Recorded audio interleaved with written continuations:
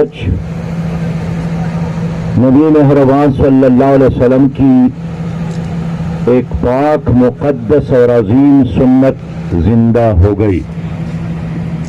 لڑکی کے والد اور والدہ اور ہمارے برخوردار کے والد اور والدہ دونوں جانبین بہت ہی خوش قسمت ہے کہ اللہ رب ذوالجلال نے ان کو صحیح اسلامی طریقے سے اپنے بیٹے اور بیٹی کے لیے ایک ایسے راستے کا انتخاب کرنے کا موقع دیا جس کا حکم اللہ اور اللہ کے رسول نے دیا ہے.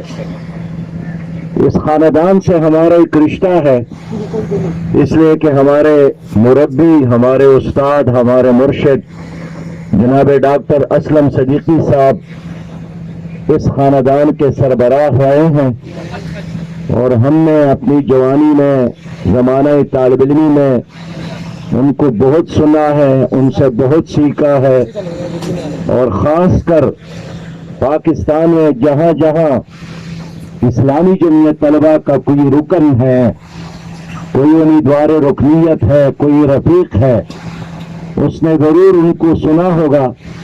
اس لیے کہ اسلامی جمعیت طلبہ سال میں جب بھی کبھی سالانہ اجتماع کا انعقاد کرتی تھی تو مولانا ڈاکٹر صدیقی صاحب کو اس میں بلاتے تھے، اور وہ مرکزی ہمارے مقرر اور مربی ہوتا تھا.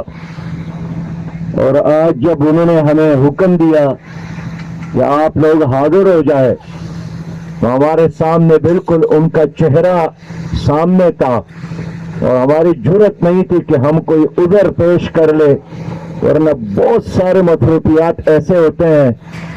اور میں بتا دوں کہ اپنے گھر میں میرے 2 بہنوں کی رخصتی تھی.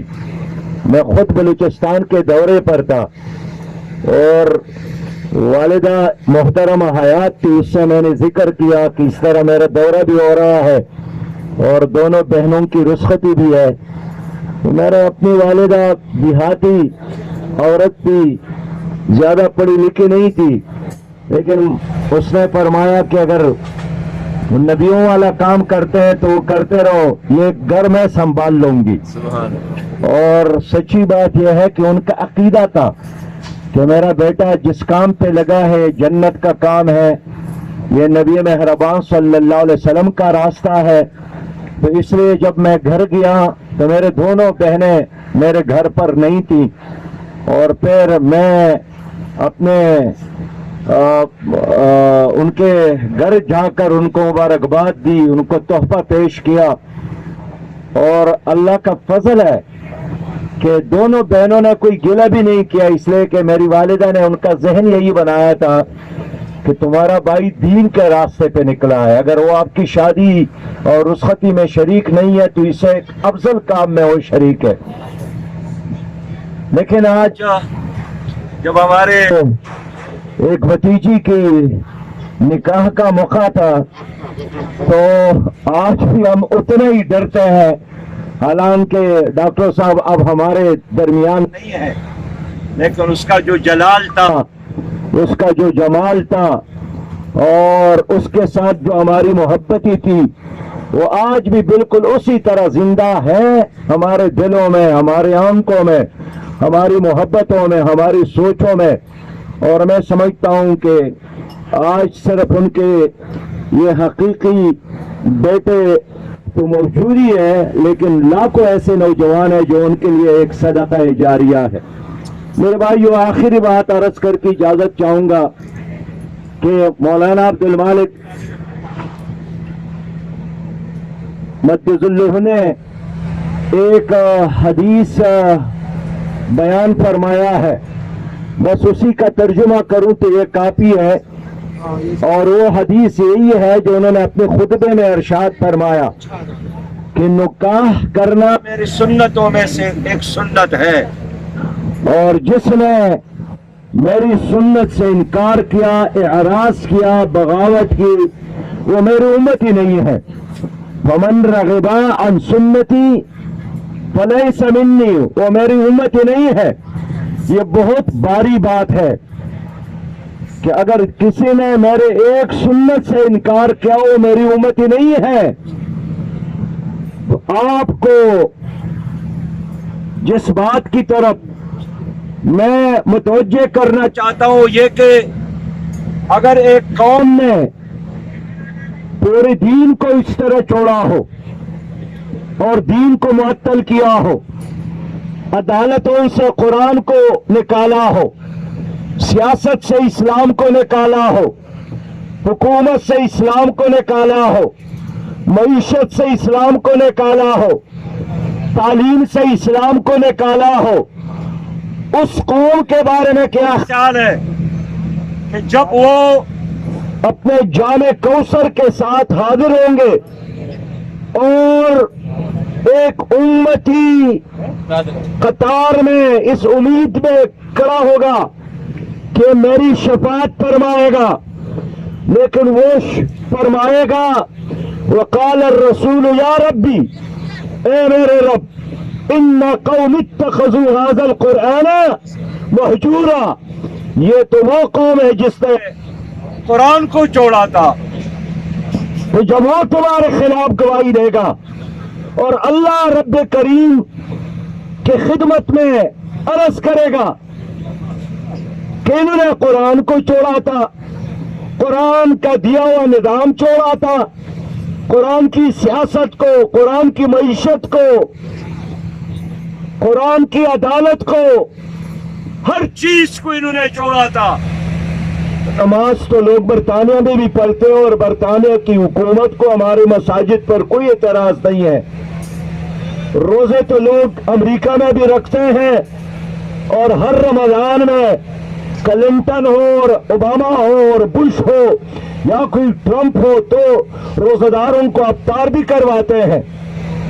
لیکن وہ یہ نہیں چاہتے ہیں کہ اسلام کا بول بالا ہو، اسلام کا نظام ہو، اسلام کی سیاست ہو، اسلام کی معیشت ہو، اسلام کی عدالت ہو، اسلام کا بول بالا ہو. تو مولانا نے جو حدیث ارشاد فرمایا ہے وہ یہی ہے کہ جس نے میری سنت کو چھوڑا وہ میری امت ہی نہیں ہے. اور خدا کے بندو آپ کیسے سب مطمئن ہیں؟ ہم نے پورا نظام چھوڑا ہے. تو آج میں آپ سے درخواست کرنے آیا ہوں کہ جتنی زندگی باقی ہے، جتنے لمحات میسر ہے، جتنے صلاحیتوں سے اللہ نے آپ کو نوازا ہے، یہ فصیح الدین کے والد صاحب نے بتایا، کیا نام آپ کا؟ سجاد حسین. یہ انجینئر ہے، فصیح الدین انجینئر ہے، اس کا دوسرا بھائی بھی انجینئر ہے. یہ سڑکیں بنائیں گے، بلڈنگ بنائیں گے، لیکن اصل کام امت بنانا ہے، اصل کام اس جماعت کو کھڑا کرنا ہے. آپ سب باصلاحیت، دانا بینا، جان دیدہ لوگ ہیں. میں یہی درخواست کر کے اجازت چاہوں گا کہ جو زندگی باقی ہے اس ملک میں اسلامی نظام کے لیے، اس ملک میں خلافت کے نظام کے لیے، اس ملک میں عدل اور انصاف کے نظام کے لیے اس جدوجہد میں جماعت اسلامی کا ساتھ دے دے. اگر کوئی اور اچھی جماعت ہے آپ ان کا ساتھ دے دے، لیکن اگر آپ کی ضمیر گواہی دے رہی ہے کہ رنگ اور نسل اور مسلک کی تعصبات سے پاک اگر کوئی تحریک ہے تو یہی جماعت ہے، پھر اللہ کا حکم ہے کہ وَتَعَاوَنُوا عَلَى الْبِرِّ وَالتَّقْوَىٰ، اس نیکی کے کام میں تعاون کرو. آؤ مل کر دعا مانگے. اللہ رب کریم اس نئے خاندان کو خوشیوں سے نوازے، اللہ تعالیٰ ان کو رزق حلال سے نوازے، اللہ تعالیٰ ان کو برکتوں سے نوازے. اللہ رب ذوالجلال زمانے کے فتنے، فساد اور شر اور حسد سے ان کو محفوظ فرمائے. اللہ رب کریم دونوں خاندانوں کو باہم اور جوڑ دے، اور اللہ رب کریم شوہر کے دل میں اپنے اہلیہ کے لیے محبت اور اہلیہ کے دل میں اپنے شوہر کے لیے وفاداری اور اطاعت کے جذبے پیدا فرما دے. ربنا تقبل منا انک انت السمیع العلیم. مبارک ہو اور ایک بار پھر سب کو.